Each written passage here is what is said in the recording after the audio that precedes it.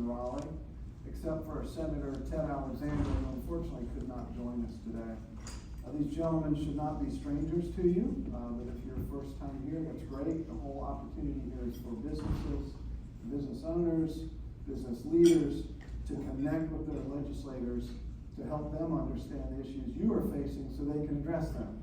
And I've said this probably in every meeting we've ever had like this, they really mean it. They want to know what your issues are so they can help you have your company be viable.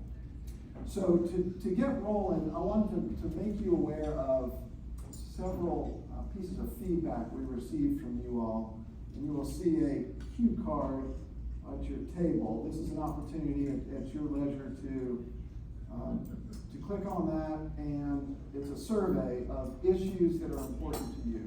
So be they local, state, or federal.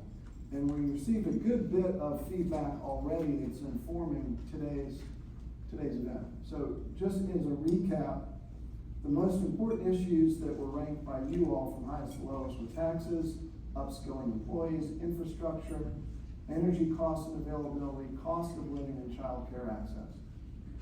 These are probably issues that aren't a surprise to you. 3/4 of the respondents felt the business climate was improving here in Gaston. The remainder said it was steady. Nobody said it was on decline, so that's good news. Certainly, that's probably not the answer in all parts of this country, so it's great that here in the Southeast, and particularly here in Gaston, we're in pretty good shape. So additionally, there was a notion here that needs to be a better connection between legislators, business leaders, and resources. And that's what this meeting does. It helps us make that connection. There was a concern about the rising costs of unit options for health insurance. You know, the GBA just received our proposal for next year's bill, and it's up about 8% for health insurance. That matters to companies. Brand awareness needing to be increased for Gaston County around recreation, sports, and entertainment offerings. And that's something the GBA does through our outreach and communications. We're still trying to tell the story of Gaston County. Dismiss with the old bygone stories, which probably weren't even accurate back then, and help people see the opportunity here. So that was great that somebody noticed that. Labor shortage and transportation are still big issues. We're going to talk about several of these today. And I am thrilled that 4 of our legislators are here. So starting from me on down, we have Representative John Torbett, we have Senator Brad Overcash, we have Representative Donnie Loftus, and Representative Kelly Hastings.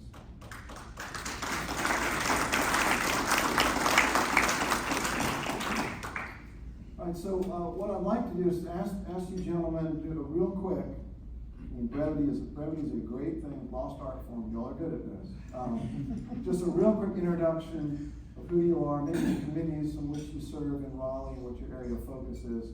Then we'll get into a panel conversation of different questions. So, Mr. Torbett. Excited to be here, really, Pat? You started off with that. You were excited to be here. I'm excited that I woke up. That was the plan. Yeah. Good morning, guys. How are y'all doing today? I can only echo the thoughts of our opening invocation about the people that are in harm's way today. I don't know if you've heard this or not, but they're estimating storm surge along the Gulf of 20 feet. 20 feet was over the tops of most of y'all's houses if you live in a single-story dwelling. So keep the hearts and minds of the coastal guys down there in Florida. Your prayers. 20 feet is unsurvivable. That's what they're calling it. So I hope beyond hope everybody got out, but I know they did. But anyway, I'll let you know. Hey, I'm John. I serve as North Carolina House Representative along with some wonderful guys and wonderful ladies from across the state. Work diligently with our Senate here within the delegation of Gaston County. And my district is 108. It's kind of the northeastern quadrant of Gaston County, if you think of that. The new maps redrew us a little bit of a shift on the House. I lost the city of Belmont, which I will miss y'all immensely, especially Sammy's. But just a plug for John, okay? But I got kind of kicked around, so I'm thrilled to pick up High Shoals and the Dallas community.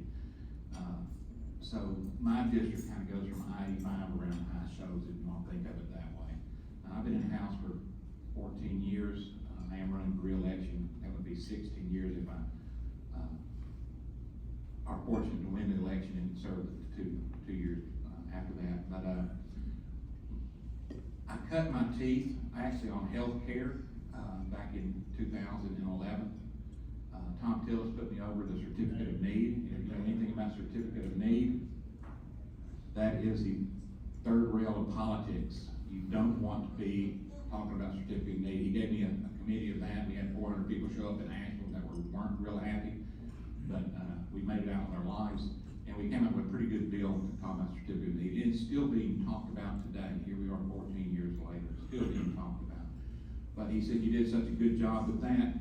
I have 2 chairs available for you. You got the chair of health care or transportation. I said, transportation. Get out of health care as fast as I could. Run. Anyway, I did transportation for 10 years. Speaker Moore called me in and said, hey, you did a good job with $4 billion. What do you think you do with $18 billion? I said, holy cannoli, what are you talking about? He said, well, we want you to be over education. You got a good background in education. You work, you've been in the system. Not as an employee, but at least work through the schools my daughter went through in her entire life. As a county commissioner, you got the bread and butter, the nuts and bolts of funding education at the local level. So how about you be our chair of education? I said, thank you very much. Biddy and I went across the state, talked with principals and teachers and admins and students about their thoughts on education. I went back to Speaker Moore about 4 months later, and I said, I can't fix it. He said, what do you mean? I said, it's so big, so burgeoning, it would actually be easier to start over with a new system built from the ground up based on the next 100 years. He said, I like that. Let's talk about doing some of that. So we kind of start off with reform. And if you remember a couple of years ago, the first thing is if you can't read, you can't learn. So we focus on getting kids. You have to read before you leave grade 3. You have to, period. Hands down. All the signs tell us that's got to be a good thing. After that, go ahead and tell you what's coming. Math is coming next year. So be ready, math is coming. Sorry, but it's going to come. But what we're trying to also do is work in access for parents so parents can relearn math as the child is learning, so now they would be able to help them. Because how many of us, and I'll be the first to tell you, when my daughter would bring home some math questions, she would ask, hey, can you help me with this?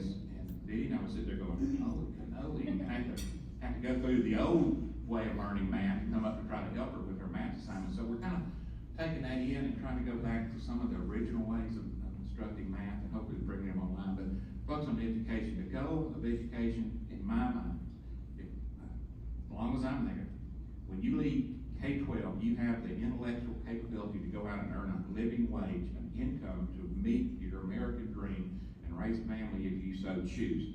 After you leave K-12. You want to go to community college, you want to go to university, that's great. But you're not forced to. You're going to have the capacity to earn a living income, a living wage, so you can reach the American dream. That's my goal, and I hope to achieve it. I serve a tremendous amount of committees on rules and regs, state government. I chair education, appropriations, education policy, K-12. We deal with the UNC system, which is another monster. And community college system, which we're really focusing on getting kids trained. If they don't want to go to college, at least a good high wage earning profession coming out of community colleges. So that's what kind of we're focusing on. And with that, I'll pass the mic to my friend and colleague across the way, Brad Overton. Thank you, John. Thank you so much also for the GBA for pulling this together. This is always a good event, particularly when we get some questions and kind of hear what is on the minds of the business leaders and community leaders of this county. I am Brad Overcash. I represent Gaston County in the state senate. I represent all of Gaston County with the exception of the 3 Cherryville precincts. Those are represented by Ted Alexander.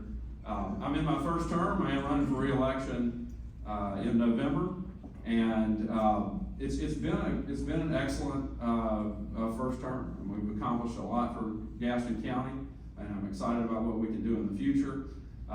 My area of focus is somewhat interesting, and it wasn't deliberate that it happened this way, but it sort of worked out this way. I've been focused a lot in this first session on identifying issues that are holding businesses back from being successful. Very oftentimes, you'll have a regulation that was put in place for a certain reason many years ago. Maybe it doesn't apply now, maybe it shouldn't apply to certain businesses, maybe it casts too broad of a net.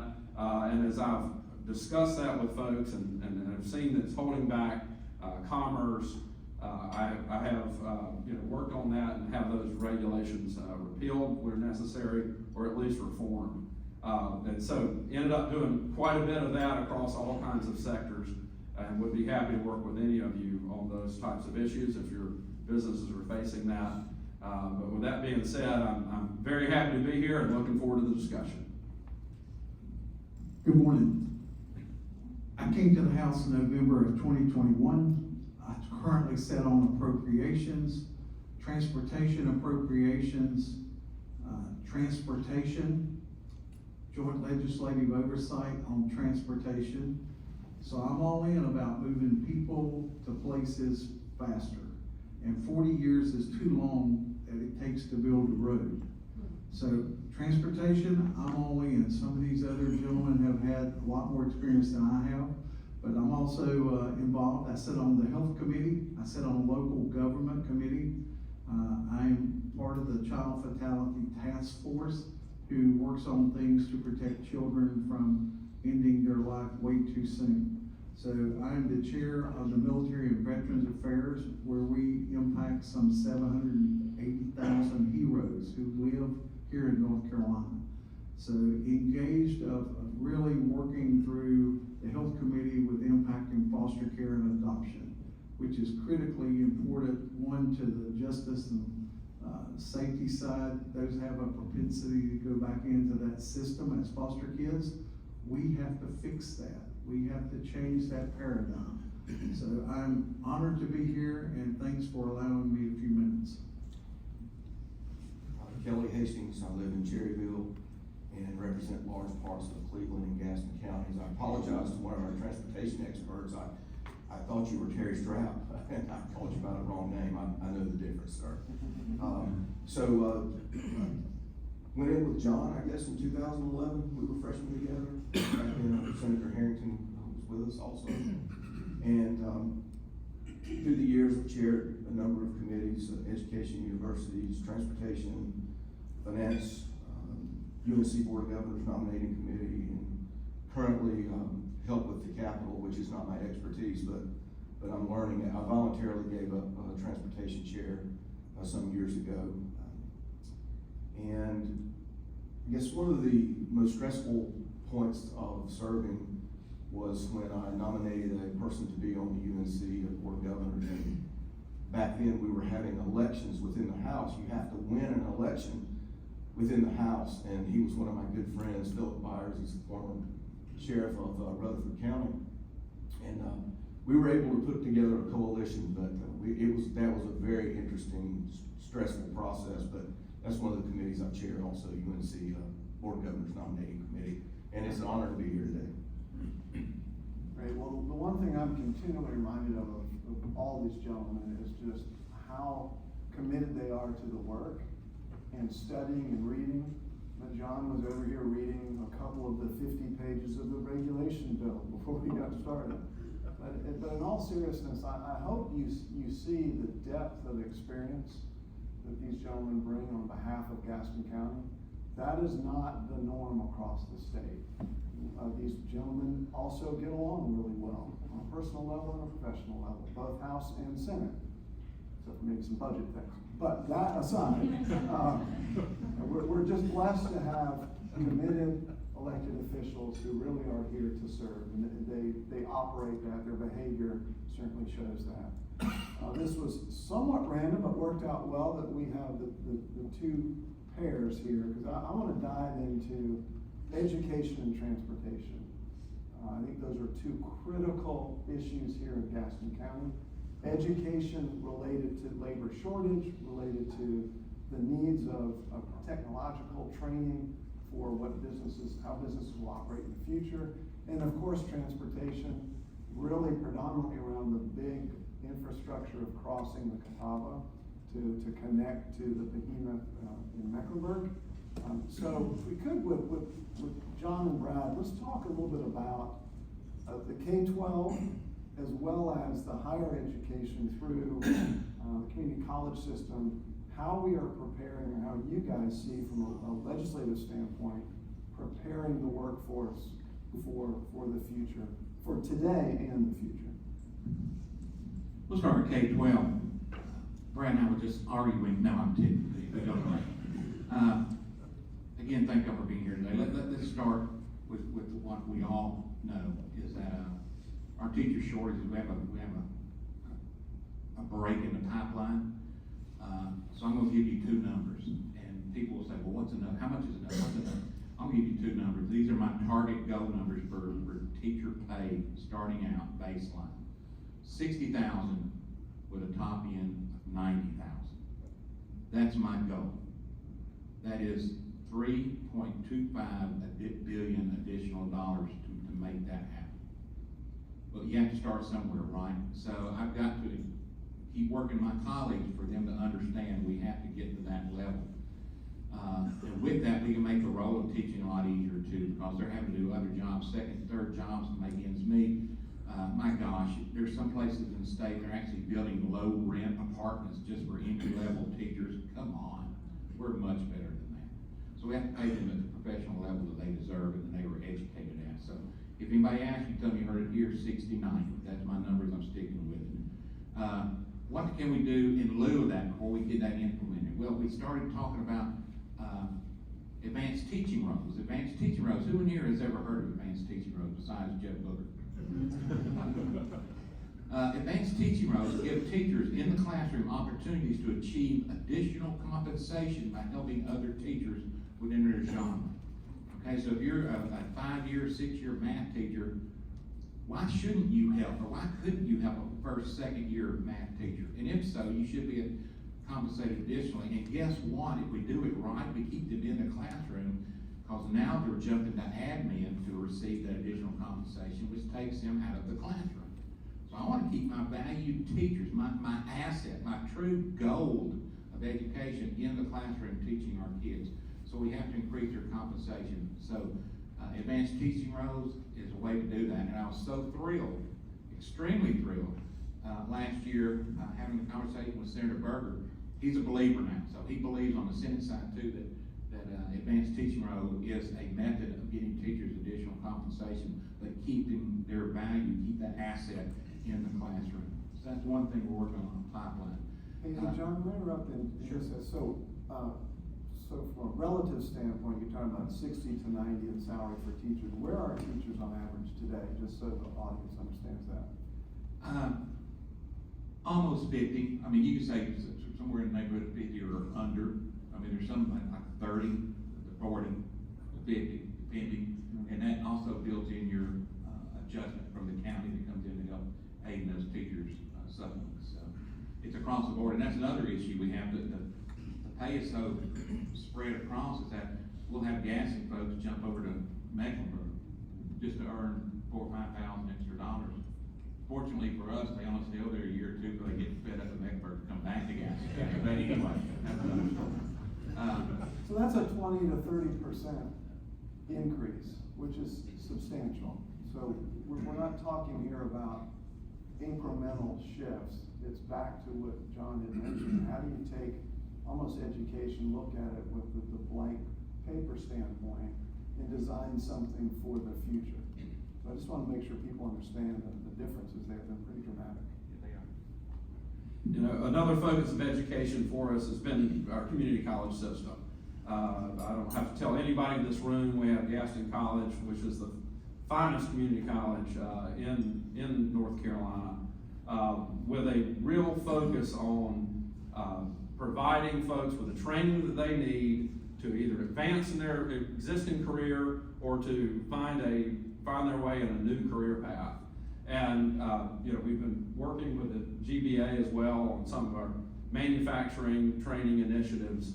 And so community college has been a big focus. I mean, I'll highlight from this budget, one of the items that we all work very hard on and that is a $60 million appropriation to Gaston College to create the Regional Health Science and Simulation Center. That's a long name, but the short result, the experts in the area of nursing and healthcare and the experts in education in this county tell us that once that center is built out at the David Belt Cannon complex at Gaston College, that it should end our nursing shortage in this area. And so that, working with existing programs at Belmont Abbey, that's focusing on building out the nursing sector, as well as Gaston College, partnerships with Caramont, partnerships with Novant and Carolinas Medical Center, all are coming into play with a nexus, with focus on community college to get our nurses, to get our CNAs, to get our other nursing level folks going, because that's a critical need for us. And I highlight that to say that's just one example of the focus on our community college system, because it really is our way forward for the new economy. So Brad, on the health sciences building, or maybe generally with capital improvements, how does the legislature then look at the funding of the operations of those buildings? Buildings are great, but you have to have the professors, the teachers, the instructors.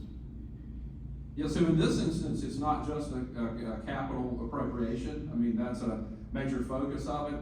But along with that, Gaston College has created the only of its kind. It's called the Early College for Health Sciences.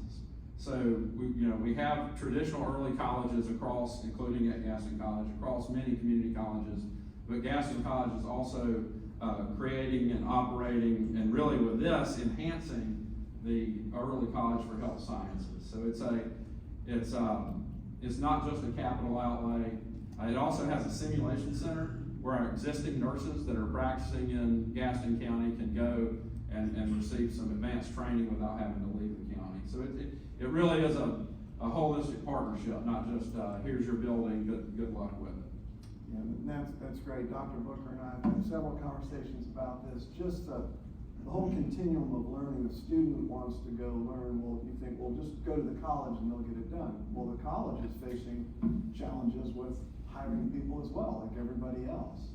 And so the GBA is working to look at that all the pieces and parts in those steps. How might we help support resources for some of those gaps? So it does start with buildings. Then you have to have the instructors, and then you have to be able to have the students.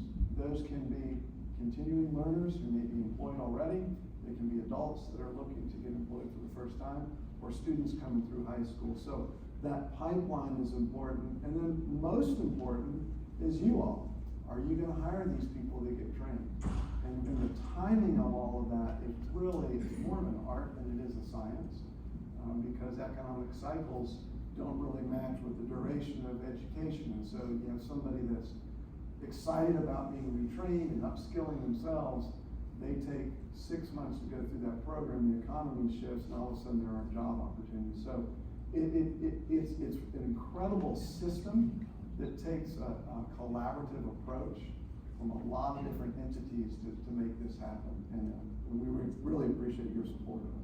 And I will add that this year, in our budget adjustment bill that we just passed, 2 weeks ago, community college enrollment is accelerating across the board, and we were able to do a budget adjustment to account for that enrollment growth. So people are seeking it out in this economy. And I want to add, with a closing note on teachers.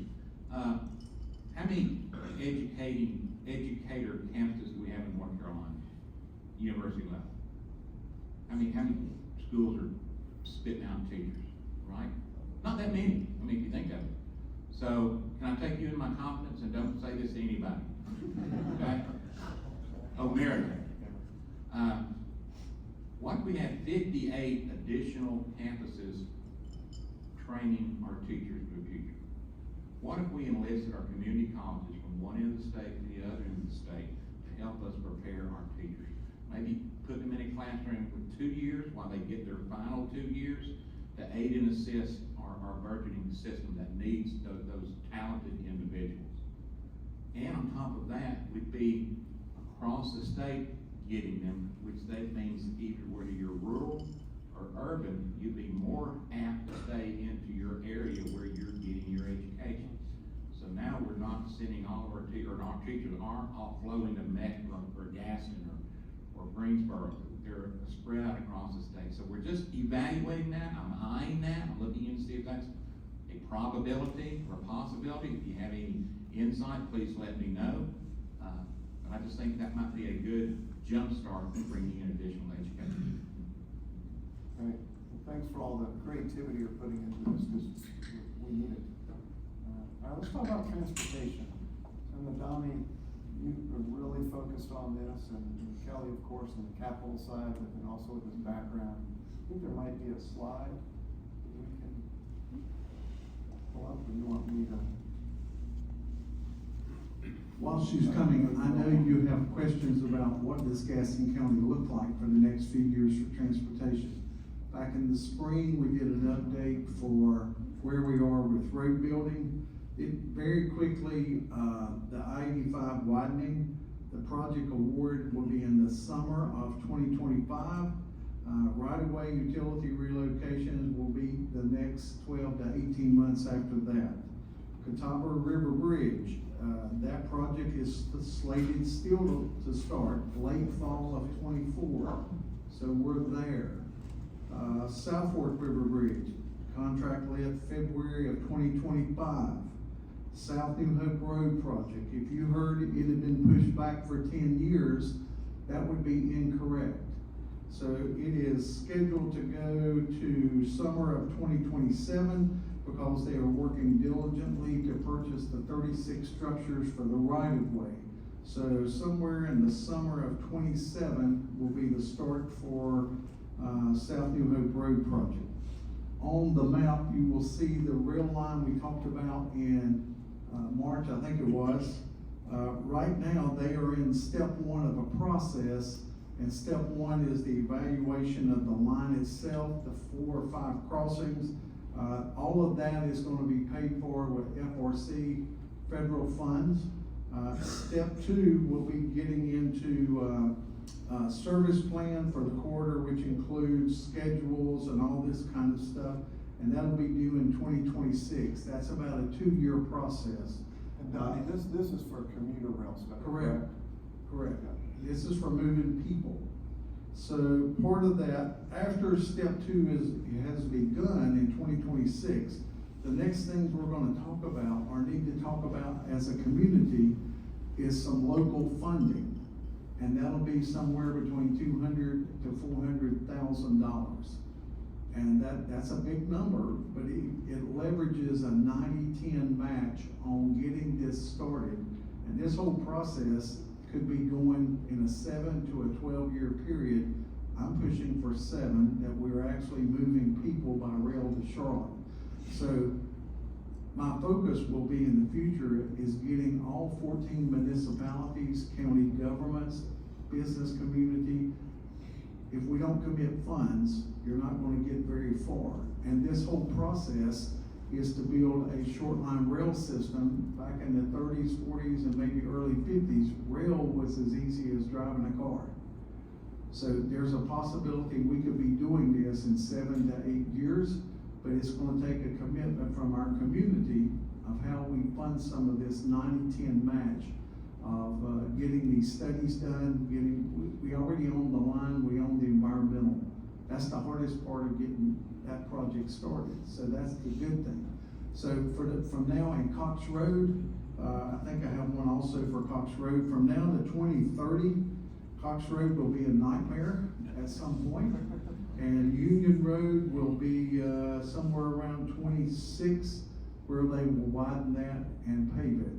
So if you're trying to go to Raleigh, it may be easier to go to Atlanta, go across, come up 95, and come back that way. But you either want to address the traffic needs or you don't, and it just don't happen in a week and a half. So I am fully committed in monitoring and pushing these projects to stay on time, on budget, so we get our tax money's worth. And there are two other projects that we've discussed in this community for a long time. The Catawba Crossing, which is the new bridge, that's in a process with the state DOT, a lot of study with that. I'm glad to hear about the New Hope Road improvements, because right now the crossing, Catawba Crossing dead ends in the New Hope Road, which of course is not a very high capacity facility. So that one is gonna take a lot longer to work through the politics, work through both the Charlotte, the Mecklenburg side, the Gaston side, but that project is still on the books. And then there's been discussion of light rail to Gaston for a long time to Belmont. If you all follow what's going on in Mecklenburg, the light rail component from Charlotte to Matthews now will not occur. And so it's a real challenge to think how might it then come across to Gaston. In reality, the folks in Matthews have been paying that half-cent sales tax for 25 years now, and they're not gonna get light rail. And they're frustrated with that for sure. They certainly made that known.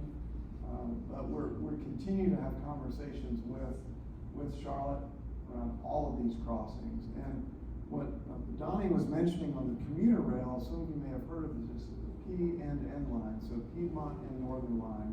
It did exist in late 20s all the way to the early 50s as an active commuter line to Charlotte.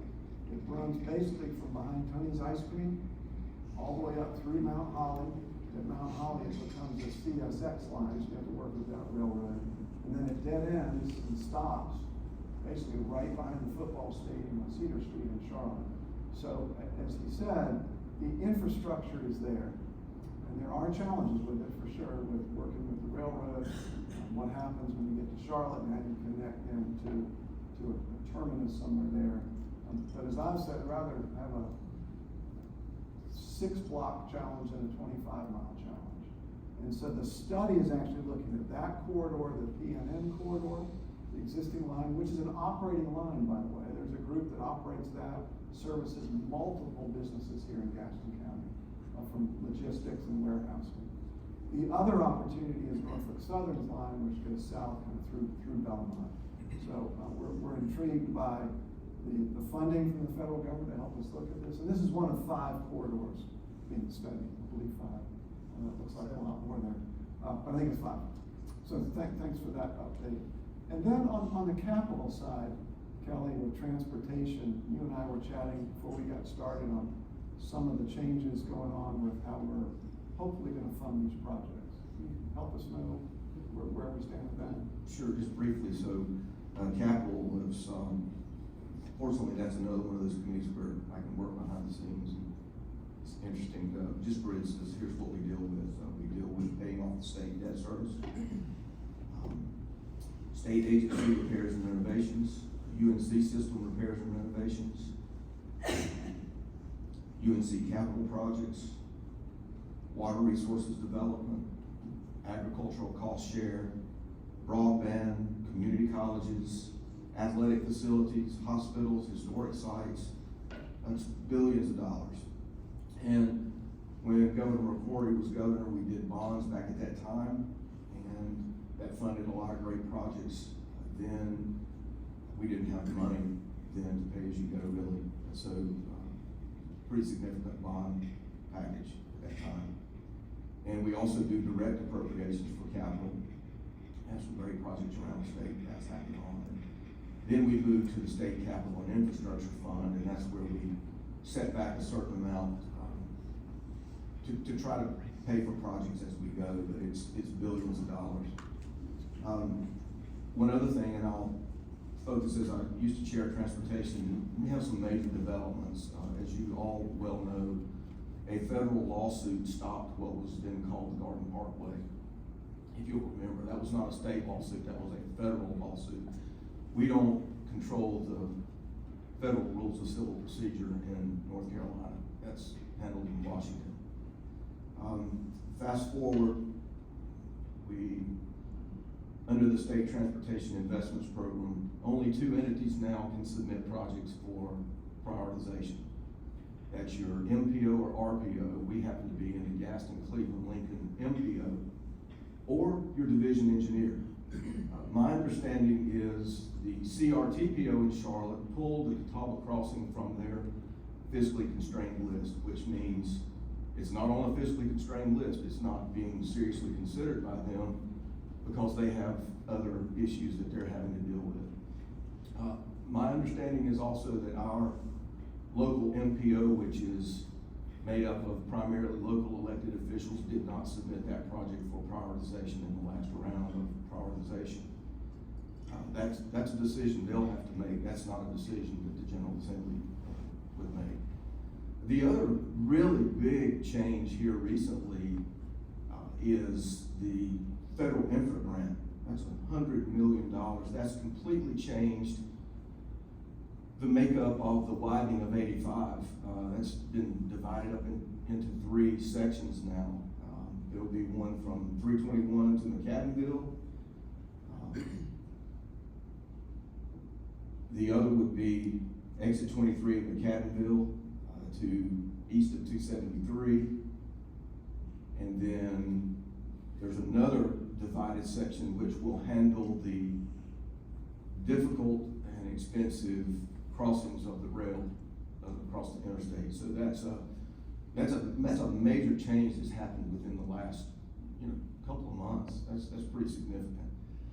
But it all plays into that vital 74 corridor from Wilmington to the mountains. As you know, the 74 bypass in Shelby, which is part of that connection, is on go to be completed. The 3rd section will be in operation next year. That'll be 3/5 of it primarily funded. Now that particular project under STI didn't score well. It cascaded down to a lower funding level, and we had to negotiate for prioritization points for that project from the MPO and the division engineer. We got those. That's going to tie in nicely with the widening of 85. We also had the Dallas Cherryville Highway completed at this point. And then the other 2 major pieces that I was telling a friend the other night, that the reason, since the Parkway was interfered with the federal lawsuit, we had to move on and figure out what we were going to do at that point. And so as a stopgap measure, depending on what happens in the future, we supported widening and replacing the Catawba and South Fork bridges. And those are on go to be done, to be completed. So there was one other interesting piece that you need to know that if you don't know, you need to know it. And that was in one of the recent DOT bills, that if you move to change the category of funding of a project, you automatically delay that project for a certain amount of time. And that's what the House voted on. Donnie voted for it. I don't think Brad's there. John, I think, was absent that day. But that is a significant consideration, that if you don't know it, you need to know it, because that is a significant delay to a Catawba Crossing project at this point. And part of that problem is CRTPO is not willing to cooperate right now. So that makes it very difficult here in the Gaston, Cleveland, Lincoln MPO. So, What is CRT? Charlotte Regional Transportation Planning Organization. We're in the Gaston, Cleveland, Lincoln Metropolitan Planning Organization, and so that project goes across MPO lines, so you have to have cooperation on both sides. And for whatever reason, CRTPO pulled that from their fiscally constrained list, and our MPO did not submit it for prioritization. So that's not something that the General Assembly does, but hope that's helpful. That's a great explanation, and I hope you hear that. Long gone are the days of, well, get your legislators and tell them to go to Raleigh and get us a bridge or get us a road. It doesn't happen that way anymore. There's a formula now. There's competition across the state. There's competition in the region for projects. These have to score, if you will, on a rating structure, so that people say, yeah, the benefit of the money is best used for that project. So the reason I want to talk about those 5 different crossing projects is They're all at various stages. So the PNN line's under a study right now. There's infrastructure in place. Maybe that's one where we should spend some attention. Not to take attention away totally from Catawba Crossing, but as Kelly mentioned, that's a really challenged project. And we didn't even get into the physical component of the project, which is a challenge. But it doesn't mean it's still not important. Any of you that drive in South Point Road would say, gosh, it'd be great if the South Carolina people could get across a bridge and leave us alone in Belmont. And so that's an emotional reaction. The state is trying to pull the emotion and the politics somewhat out of the process and really look at these projects on their own merits.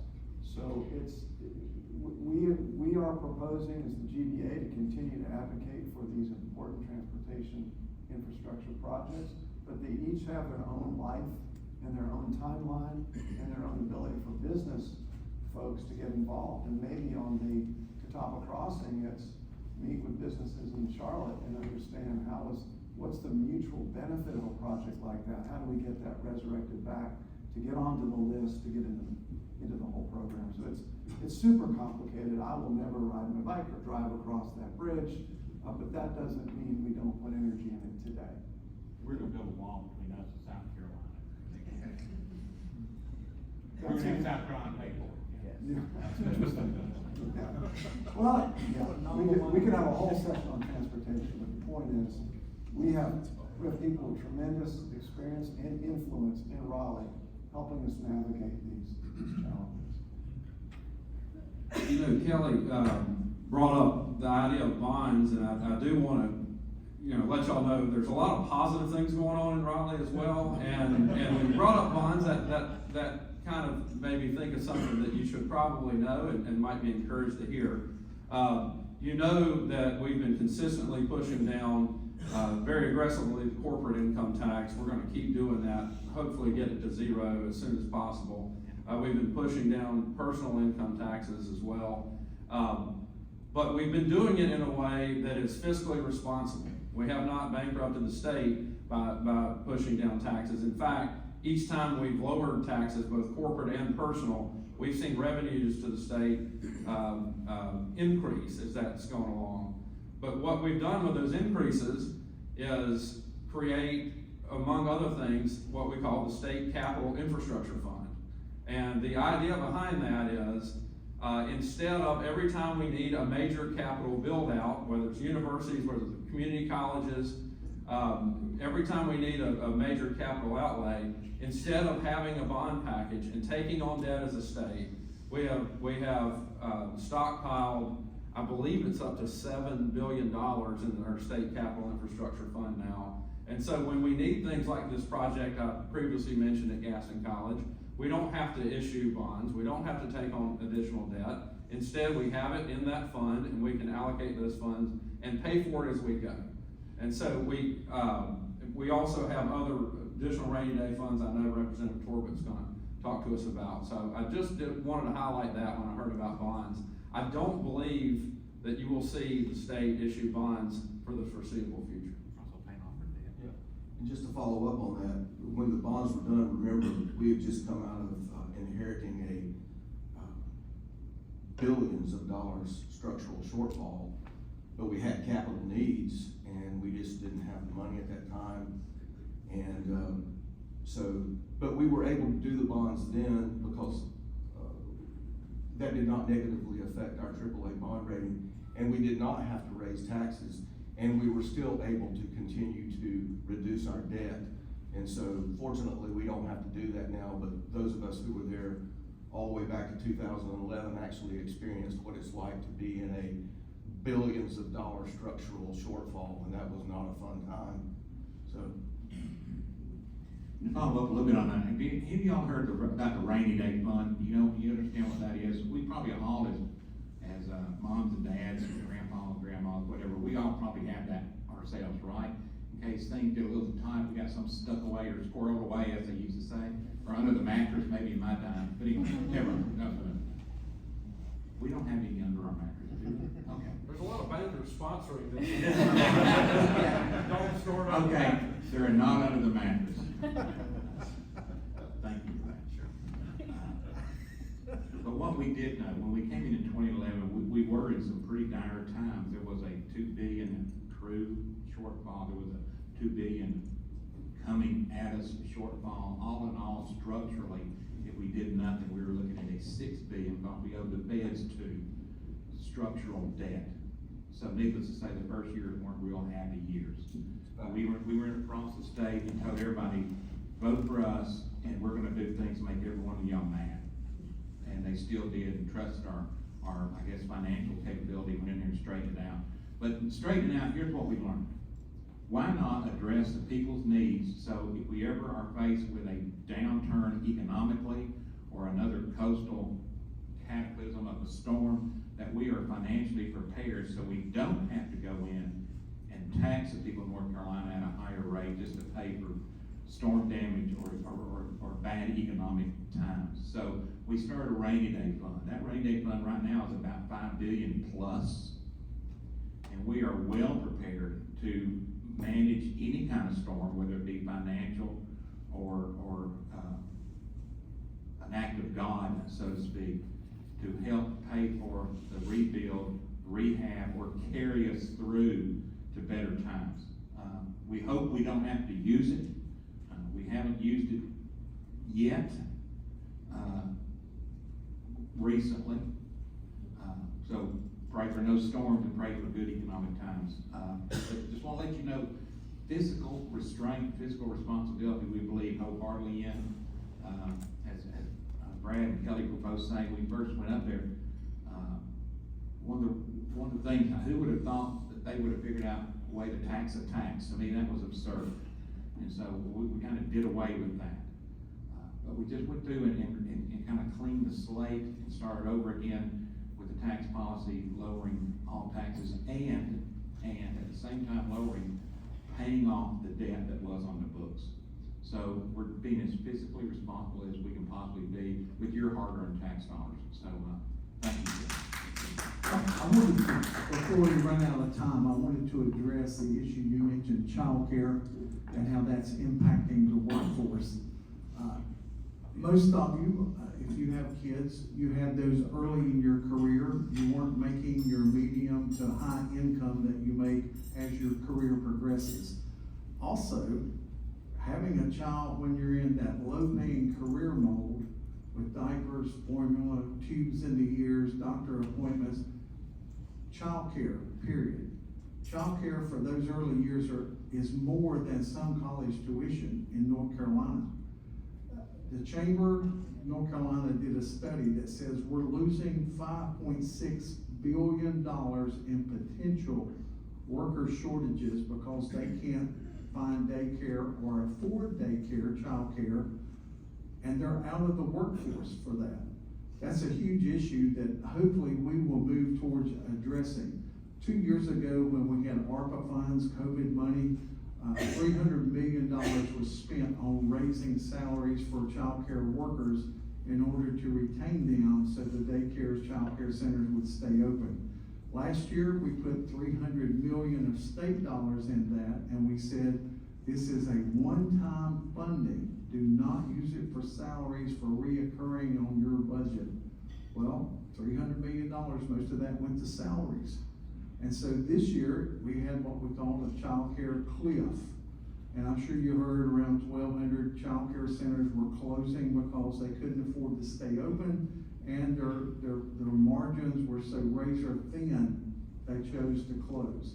We're doing 3 pilots now that's working with employers, local government, and parents to where we can balance how we provide a good child care system.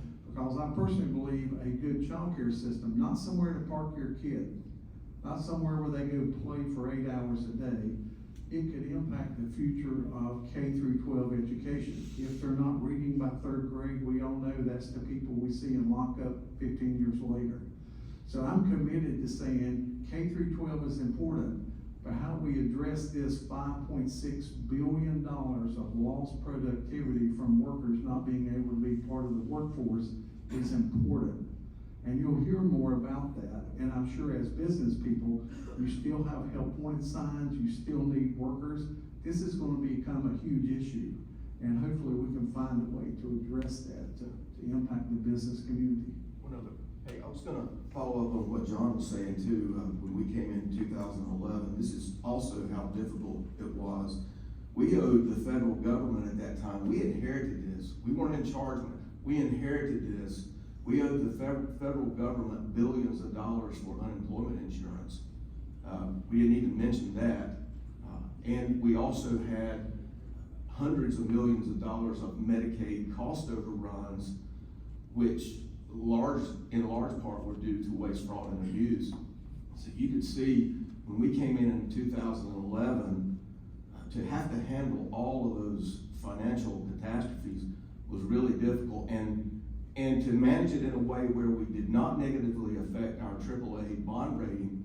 As you'll know, the federal government just had theirs downgraded not long ago, and not to raise taxes is just, and to keep government running all of the renovations and repairs of buildings, it's just billions of dollars. And so that kind of gives you the understanding of what we inherited back in 2011. Yeah, so the past decade plus of incrementally shifting the financial framework of how the state's run really allows us to talk about opportunities to elevate teacher pay, to address childcare issues, to look at infrastructure challenges we have that are very costly. There's no way we have that conversation with $1 billion of debt looming out there. There's no way. And so, also it puts us at a competitive advantage. We weren't number one 3 times in a row for business this year, but we were number 2. And the tax structure for business is important. It is not the only driver of what helps businesses either expand or relocate to this community, but it's incredibly important. And so as these gentlemen and their colleagues work to continue to drive the revenue side and reduce the expense side, it pushes up our ability to be competitive even more so around attracting business. So, but it takes years, and so that's 12, 13 years in the making, but we're reaping that benefit today. And so thinking about that long-term play, what do you all see coming up in the long session in January, and how those issues might affect Gaston businesses? Certainly, there's a myriad of things we're gonna have to address next year. We all know that. My focus is gonna remain as much as I can on education, meaning those teacher compensation adjustments. And I've worked feverishly over the last 8 years on school safety. My heart of heart goals is to try to do everything within our power to keep our kids safe in school. I cannot imagine going to school as a young adolescent and one of the thoughts on their mind, because I've asked them, they've told me this, is their personal safety. I can't imagine that. So that's going to be one of my first and foremost goals to work on. Also, the math is coming, I've told you about that. And also work on discipline in the classroom. And not the old way of thinking. We want to take, we'll call them a troublesome child. I used to be a troublesome child. I know it's hard to believe. But what you would do is take me out of the classroom where I'm interrupting and put me in a classroom somewhere else to get additional help to keep me from messing with that class, but also still being educated while this class continues to be educated.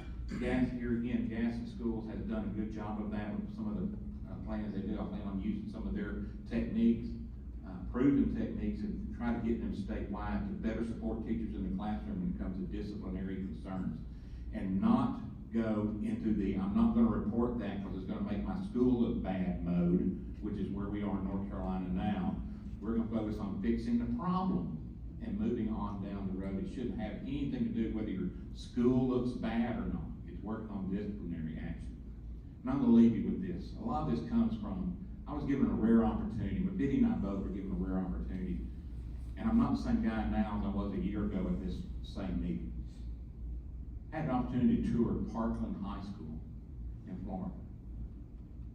Parkland High School was that day that we toured the same as it was the day the massacre took place. The only thing not there were the bodies of the dead teachers and the dead students. The tour was given by the chief prosecutor that gave us a minute-by-minute, play-by-play from the shooter's perspective. DNA was still on the scene because the court proceedings had just finally closed and they hadn't cleaned the school yet. I was told the horrific stories of the kids that lost their life, and one teacher, 4 students dead in her classroom, refused to leave until those students had been removed. I'm not the same guy today as I was a year ago. I've seen that. The most important thing we can possibly do right now in education, making sure our kids are safe, disciplinary problems are caught early. I was thrilled to finally get my behavioral health, or behavioral threat assessment bill passed. So now every school in North Carolina will have those team of individuals, professionals looking at children, helping solve those problems. And I was told by a professional that if we do it right, and we're gonna do it right, we may not have a baby shooter in 30 years from now, because we've addressed that individual's needs while they're still in adolescence. So, thank you for having us today. Thank you for allowing me to serve in Raleigh. It's an honor, a humbling honor, along with my wife too. She hasn't killed me yet, but I know she's thought about it. But anyway, thank you very much for allowing us to be here today. Well, we're gonna go into this new session starting in January, continuing to do what we have done in this session. And that is make sure the folks in Raleigh understand what's happening here in Gaston, the resources that we need and really frankly deserve as a community. We remind them constantly we're the 9th largest county and the 9th largest state in the union. We are on the rise. We're gonna look to take our great resources here in Gaston and enhance those. One area of focus is probably going to be our Textile Technology Center. It is a state textile technology center, but the state a number of years ago came to Gaston sort of hat in hand. Gaston College and Gaston County took it on. And that is a center for major economic development. We need to look at the funding mechanism for that. Probably need to shift it out of the education funding paradigm where they look at full-time equivalencies for a funding mechanism and move it into commerce funding, and that will allow us to make pitches to do bigger and bolder things out there to drive economic development. That's just one example of the types of things that we're focused on. And from a statewide perspective, the rankings highlight one thing. Every other state is going to try to emulate what we've done and surpass us. It's not a static environment that we're in, and so while our reform efforts over the last decade are commendable and have brought us to be a great place to do business, we cannot rest on our laurels. We were second in that ranking this year, but I will note that they had to change the formula to get Virginia ahead of us in that. But what they changed it on was an important factor, and that was infrastructure, and particularly sewer and water infrastructure. And I am very happy, and it was fortuitous that it worked out this way. That was a major focus of this last session. In Gaston County alone, we had $80 million in appropriations to our municipalities and for water and sewer infrastructure upgrades. And I know I've got Reed, Washington looking at me. We've got to look for some help from McAdenville in that area as well. But that's been a major focus of ours. That's not something you can cut a ribbon on, but when you need a pump station, you need a pump station. We can't continue to handle this kind of growth. You're not going to continue to see the business growth that we've had without building that out. It wasn't just a focus in Gaston County, it was across the state. So I think you're going to see some improvement in that area and many other areas to come. So we're very excited about the new term, ready for January to come so we can get started. Thanks for having us. Anybody here tried to renew your driver's license lately? That's another reason I'm on transportation. That is very frustrating to have the DMV commissioner come to Gaston County and stand in line with the 40 or so people that was outside and telling me this is a well-oiled machine that's running just smoothly. So I'm committed to making sure and I told him, we're either gonna fix this or we're gonna privatize it. We're gonna change it. I can make an airline reservation a year out. I can go to Disney World a year out. I try to get a 3-month window for a driver's license, and it's I can go to Swain County, or I can go all the way down to Husky, maybe. So that's one of the things I'm committed to, of making sure we try to find a way to fix that. It seems simple, but it is not. The other thing I'm gonna be working on, recently there was a 72-page lawsuit filed, class action suit filed by foster kids and foster parents. Gaston County is a named defendant in that. Also Mecklenburg County and the state DHHS, because we didn't provide as a state mental health for these foster kids. This is a huge onion to peel.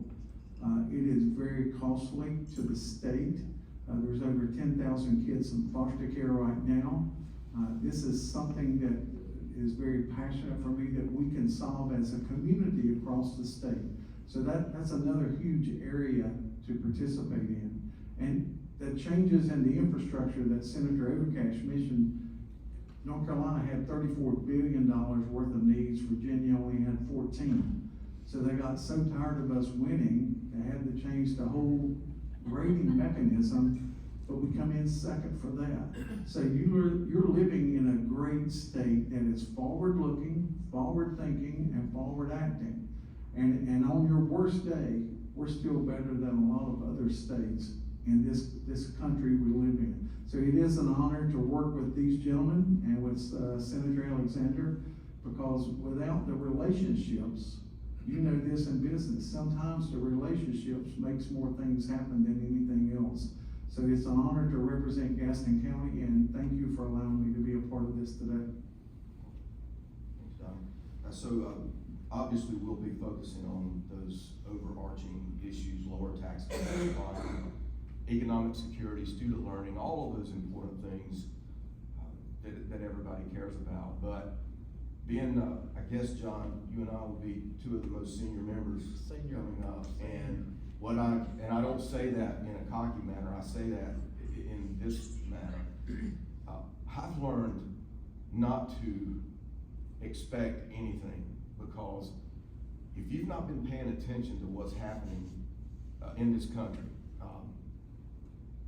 our national debt, credit card delinquencies, the amount of credit card debt outstanding, if you're not paying attention to some of those underlying economic issues, you've had your head under a rock. And when that implodes, I don't know what that's going to do to our state budget, but we handled it in 2011, so we'll try to handle it again in a fiscally conservative and responsible manner. But it's an honor to be here today.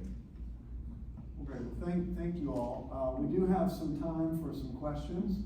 They were open to some questions, so. We were. As far as I recall, you were open to questions. Actually, you said video would answer for you. Yeah, that's right. Which is That's right. probably a more accurate answer usually, right? All right, so, in all seriousness, if you all have questions for these guys, they would love to hear from you, and Steve will hand the mic out. Wow, here's your chance. No math, no math. John says no matter. I see one. Once again, I appreciate you guys being here. I have a question about healthcare. None of you may be willing to answer this, but wanted to say, my wife has a chronic kidney condition that causes her to accumulate kidney stones in the kidneys and sometimes requires multiple surgeries each year. Her insurance policy starts October 1st, okay? But the deductible resets January 1st. So there are many times we have to pay the deductible twice in a 12-month period. Is there anything that can be done to have employer groups reset their deductibles with the calendar year? Excuse me, as, you know what I mean? Have the policy start January 1st. Have it started October 1st, ended December 31st, and start again January 1st. So we don't have to pay the deductible twice. Does that make sense? One thing wonderful about having these meetings is hearing this from the people that have needs and concerns. Can you email all of us that information? And that's something we can most certainly look into and talk to our healthcare providers in the state and see if there's some kind of adjustment can be made. Can't make you a promise, but having not heard it till today, you'll email, I'm not speaking for everybody, but email all of us, and we'll work from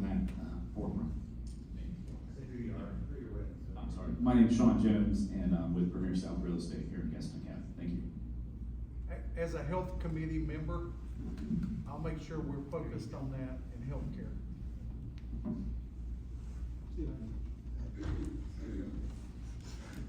Good morning, John Forgan with First Horizon. Great, a banker question. So, I'm excited to hear about all the infrastructure opportunities that are coming up, and you guys are doing great work, right? I mean, you're advancing the ball. Some of these projects are 5, 6, 7, 15, 20 years down the line. The problem's now. It's now. I drive back and forth to Charlotte 3 days a week. It could be 30 minutes, it could be 2 hours.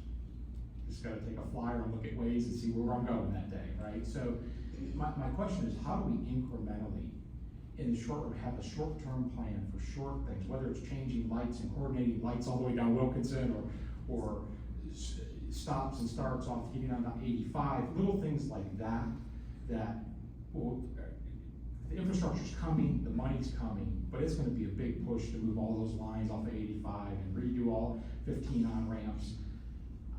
What do we do in the short run? Because we have all these companies coming into town. The CEOs have challenged living here, right? They have good workforce here, but the CEOs and people don't wanna live here because of the traffic issue, right? Getting back and forth. So that's just my question. Is there an incremental plan, or how can we work with the municipalities and the county to figure out how can we do a couple? It might be the 5 most important things in each city that need to fix this corner. I live in Cramerton, and I think, boy, that 1-lane bridge from Norfolk Southern would be fun to fix. Instead of just put a metal bar over it and got to wait in line because it was closed for weeks. I'm thinking of things like that. How can we move some things along a little bit faster in our own backyard?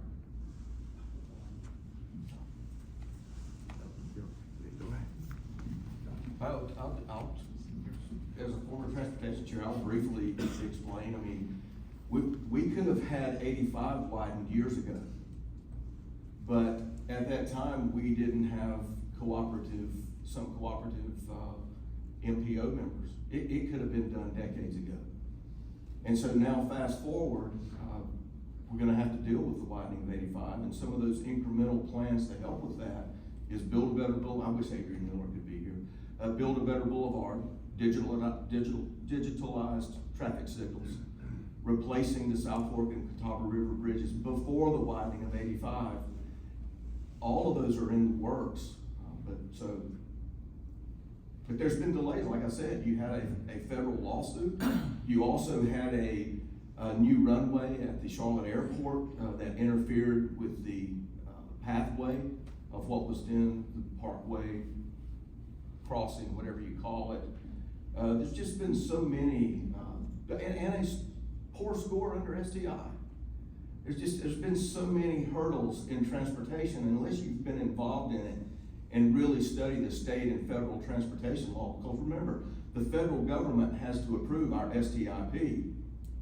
And one of their priorities is 85. That's for evacuation, military purposes, other purposes. And we had people fight that for years, and we just sat back and said, you're really gonna try to fight the Fed on this?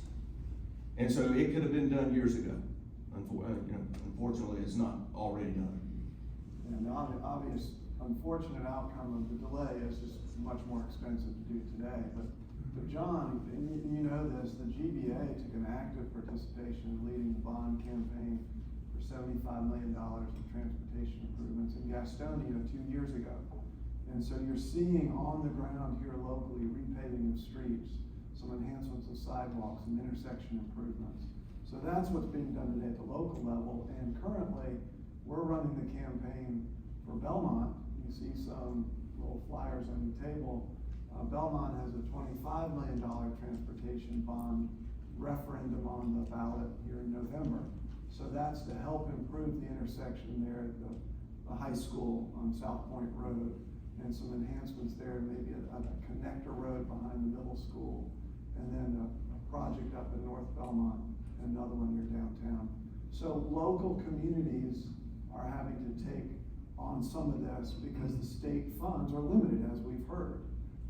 So it's going to be a balance of local, getting the feedback to your communities on what are the issues you're seeing, what are some examples of how we might be able to improve transportation, and then using the local funding These two entities, municipalities, chose to go the bond route, but there could be some way to use some existing funds to do that. So everything is on the table as far as the short term to long term.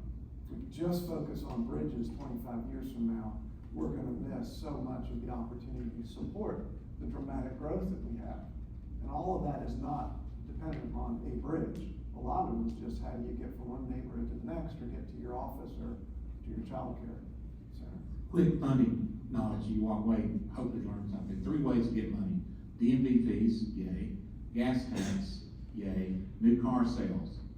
That's the only 3 ways. We implemented a bond process a few years back for additional revenue for the state as they can afford it.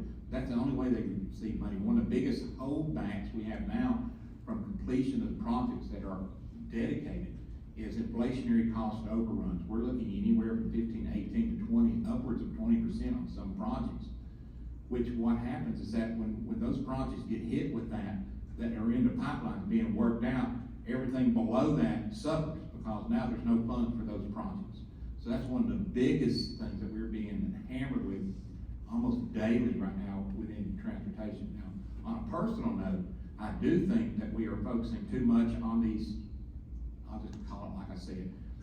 When our DOT experts go to other states to learn about DOT stuff, they see new things other states are doing, so they automatically want to implement it back home. Doesn't make it a great idea or a good idea. Michigan Lefts come to mind, the Virgin Diamonds come to mind, and our favorite roundabouts come to mind.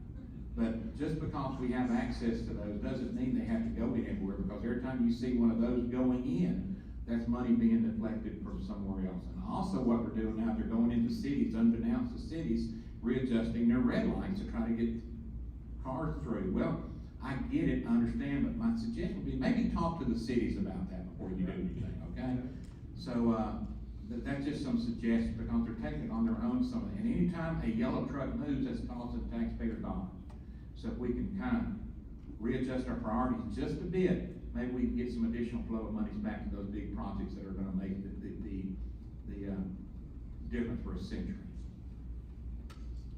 I mean, if you look at the gas tax, we're challenged with that because of fuel efficiency, electric vehicles. The gas tax is on a per gallon basis, and so as people use less, we get less. So there's a lot of conversation in Raleigh about structural shifts on funding for transportation. Not incrementally, but how do we really understand the needs moving forward? We probably have time for one more question. I was gonna mention, before you do that, just quickly, DOT is not in the best financial shape right now. And we have a fiscally constrained MPO, so there's not an unending amount of money out there, at this particular time. And I'll say this, you should be thankful that you had some people working to get projects prioritized way back years ago, because if you had waited, if we hadn't had to make some tough calls and get things moving, you really would be in bad shape right now, because there's some people around the state that are gonna be hurting. Thank God we were on the ball and got a lot of projects prioritized years ago. I was gonna say, name's Donnie Thurman, Holy Angels, and wanted to just pose something to you. First off, thank you for being here today, and I know you don't get a chance to answer these questions often, but with the cynicism and the negativity out there, all too often you don't get a chance to focus on some of the good things that have occurred. What would you say over the past year or so has been your greatest victory, thing you get most excited about, something that you guys have accomplished that we should be proud about here in this county? I'm gonna jump all over this one. Let me tell you what the job is. Briefly. What the job is. My wife works extremely hard on constituent services.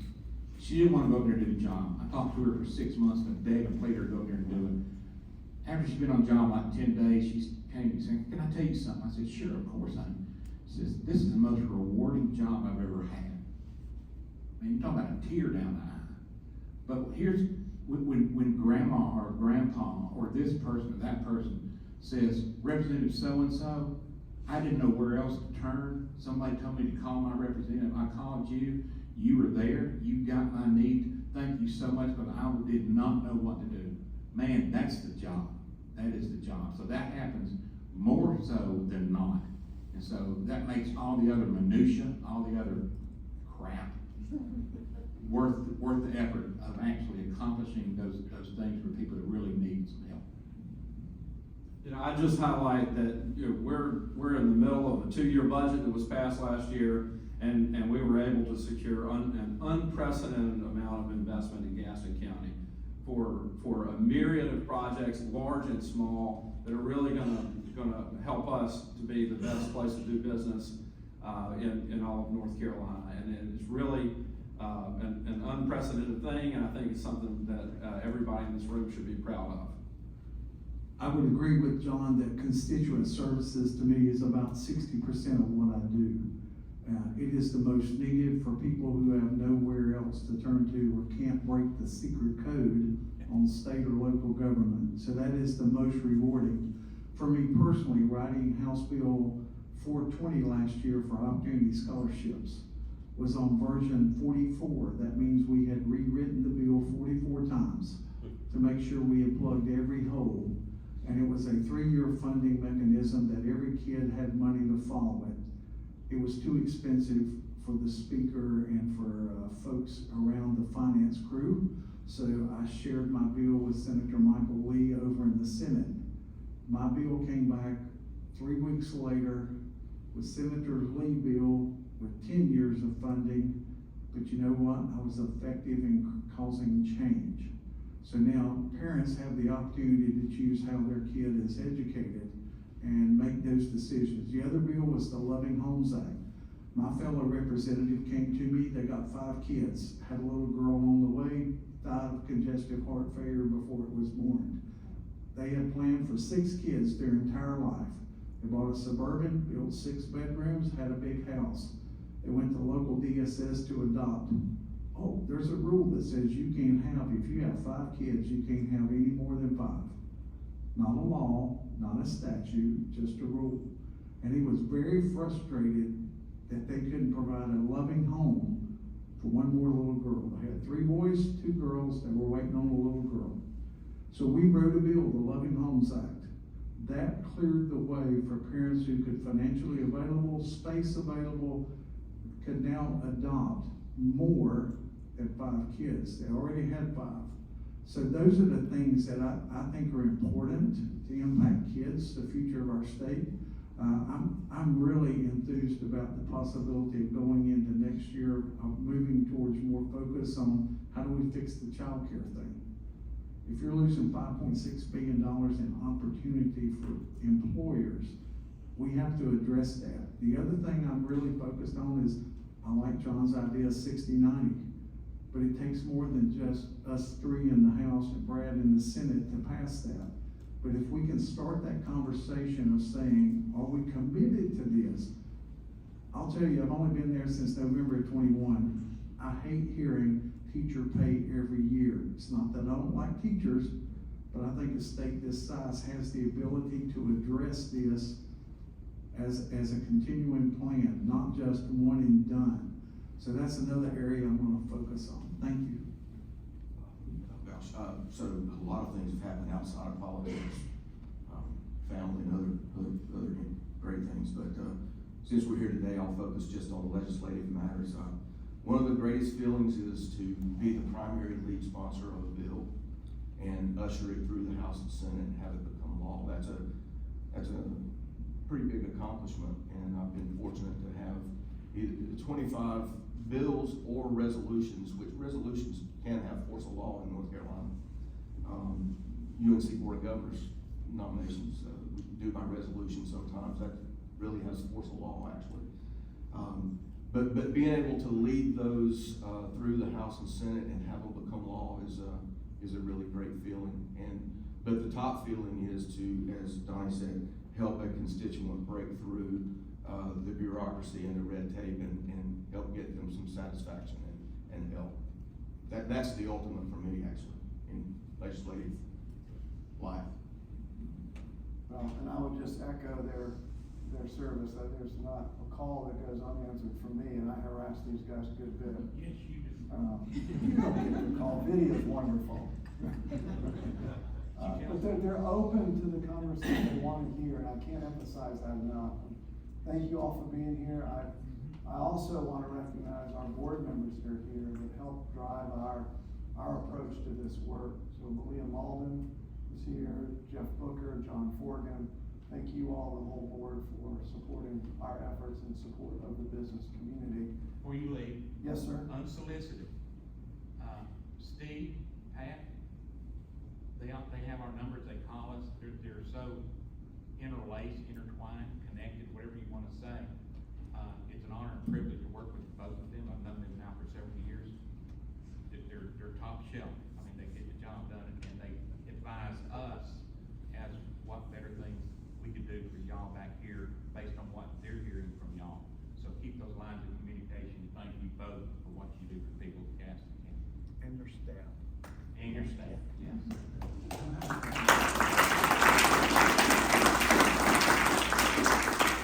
All right, so one last reminder, with the QR code at the tables and here, we need your feedback. So maybe the conversations today spurred something in mind, triggered a priority for you. Please fill out that survey so that we can collect the information, which is really your interest and your needs, and carry it to Raleigh. So with that said, Madison, am I missing anything? Yes. So once again, the bond campaign, if you all are in Belmont, want to support the campaign, a lot of ways to do that. We can get you connected with social media or emails you can send out. We have some yard signs. Our early voting starts October 17th.